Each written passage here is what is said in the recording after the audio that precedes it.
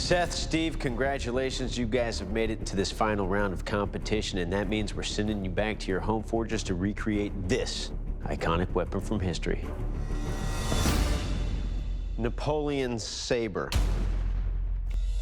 Good luck, bladesmiths. We'll see you in 4 days.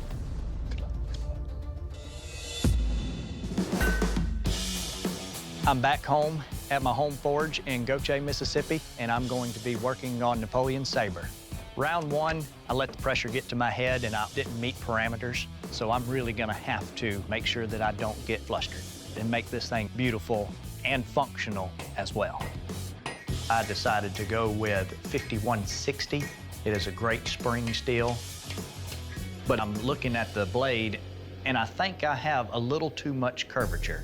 I was at the 3-inch mark, so I had to put it back in the forge and knock it down.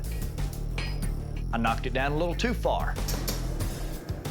Time to go back in the forge again. It's kind of like a cat and mouse game. Just a little over an inch. Well, it's just one of those things. It's back and forth, and I'm finally got it.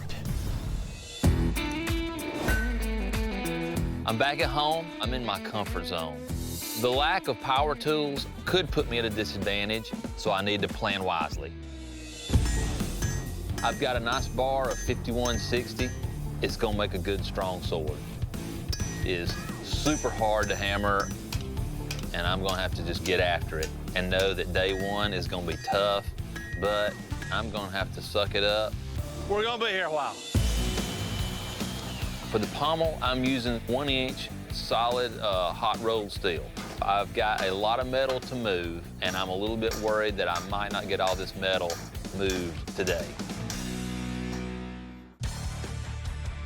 Finally, I've got this thing where I need it.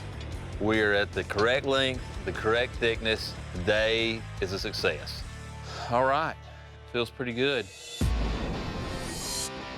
It's the start of day 2. It's time to move on to the heat treatment of the blade. The idea is to get as even a heat on this as possible. And like Napoleon, I will divide and conquer.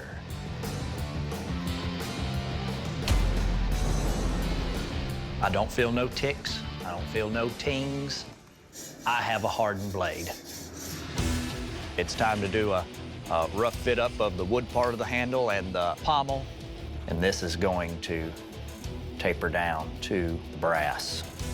That's the idea. Now, is it going to work? I go to try to bend it, and it bends just a little bit on the first go round, and I'm like, all right, this looks like it's going to work. I go to try to bend it one more time. Broke the brass.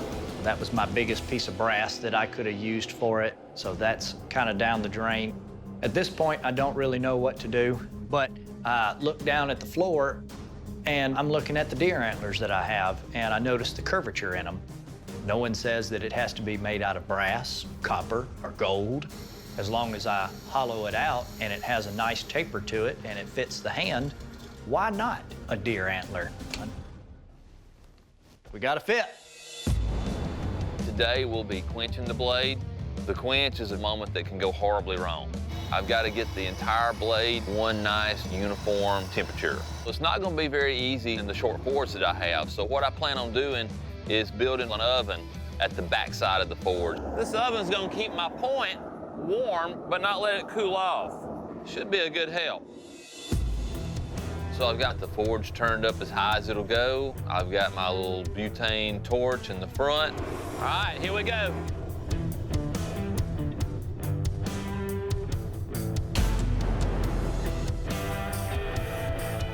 We're straight. The beautiful sound of a skating file. Hard, hard, hard. How'd the quench go? Quench went good, I think. No bends, no warps. Got it out, file skated on it. I'm ready to see it finished. Give me a little while and we'll have that done, okay? Okay. Thanks for checking. No problem. Love you. Love you too. The closer and closer I get towards the final shape of it, I'm feeling it in my hand, kind of twirling it a little bit. Not quite as good as Doug Marcaida will be doing, but feels good in the hand. Becoming a Forge and Fire champion would be a great way to show people that I can do this, and would be one step closer for me to becoming a full-time bladesmith, because this is the dream right here. I am done. I couldn't be happier. It's the last day. I tempered the blade yesterday in the oven, but I felt like I maybe half did the job. So I want to temper my blade with my torch to give me peace of mind. There is risk involved in a torch temper, which means that I could lose the hardness of the blade. I should see a nice blue up toward the top and a little straw moving down toward the middle of the blade. I think that Seth is going to try to design a blade that's going to be much prettier and sharper than mine. But I sacrificed a little bit of sharpness to get a little more meat behind that cutting edge. I'm in at about 3 pounds right now. It's gonna cut, but it's not gonna be a razor blade. It doesn't feel horribly heavy, it really doesn't. Put it right there. There's one more thing to do. It will kill. All right, bladesmiths, to find out what kind of lethal damage your weapon will do, I'm gonna deliver slashes and thrusts on this pig carcass. Seth, you're up first. You ready for this? Let's do it.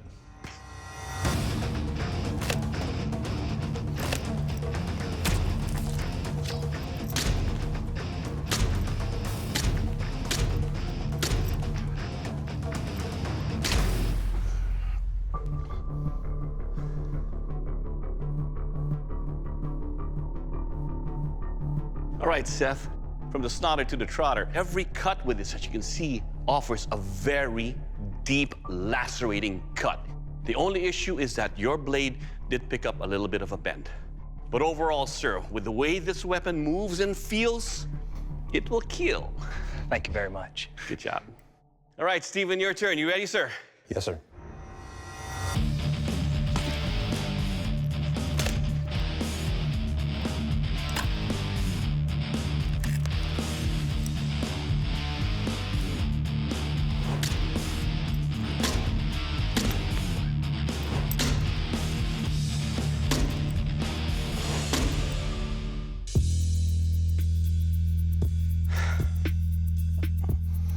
That's heavy.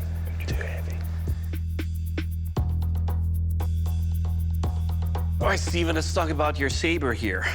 It's a heavy, unbalanced sword. The minute you pick up, it wants to pull straight down. It's hard to wield. But the weight of your sword here will definitely bash in and cut, so it will kill. Thank you. Well, bladesmiths, a saber is supposed to be a sturdy weapon, so let's see how yours hold up on our strength test. A ram skull chop. Now I'm gonna take each of your sabers and with no mercy at all, bash them into this ram skull. It's not only gonna test the overall strength of your knife, but the heat treat on your edge. Now, I don't really care what your swords do to the skulls. I wanna see what the skulls do to your swords. Now, Seth, you're up first. You ready to go? Swing it good.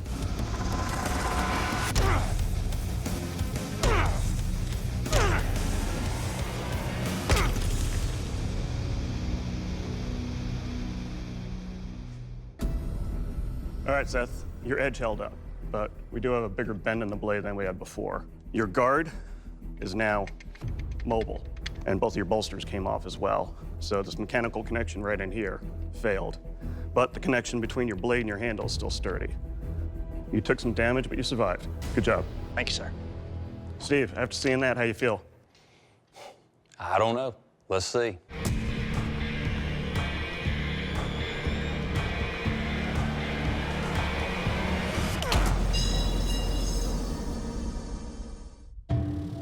There you go. Bad heat treat. Well, Steve, we obviously have a problem here. You got a very coarse grain structure in here, so I don't know if there was enough tempering done on this 5160 blade. I mean, one strike is all it took and snapped it right in half, so that's obviously a problem. Well, Steve, there's nothing left to test. Your blade has suffered a catastrophic failure and can no longer continue in this competition. And for that reason, I have to ask you to please exit the forge. I'm upset. I'm very disappointed that the blade broke like that. I'm not coming home as a champion, but I'm coming home a whole lot smarter. I've made some friends that I'll have forever. I would do this again, no questions asked. Well, Seth, this is a competition where the best blade wins. Your blade survived this strength test. You are the Forged and Fire champion, and that's a title that comes with a check for $10,000. How do you feel? Surreal right now. Well, good job, brother. You're a champion. I could not be more excited about this experience. This competition has been some of the most fun of my life. The money's gonna do some things for the shop, and my wife and my daughter are gonna go on a real nice trip. Good job, Seth. My name is Seth Voorhees, and I'm the Forged and Fire champion.